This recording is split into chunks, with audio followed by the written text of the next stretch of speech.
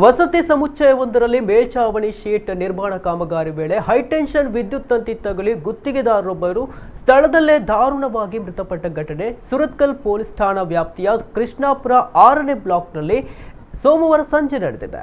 ಕೃಷ್ಣಾಪುರ ಚಕ್ರವರ್ತಿ ಕ್ರೀಡಾಂಗಣ ಸಮೀಪದ ನಿವಾಸಿ ಭಾಸ್ಕರ ಅವರು ವಸತಿ ಸಮುಚ್ಚಯವೊಂದರಲ್ಲಿ ತಗಡು ಶೀಟ್ ಮೇಲ್ಛಾವಣಿ ನಿರ್ಮಾಣ ಕಾರ್ಯಕ್ಕಾಗಿ ಕಬ್ಬಿಣದ ರಾಡ್ ಮೂಲಕ ಅಳತೆ ತೆಗೆದುಕೊಳ್ತಾ ಇದ್ರು.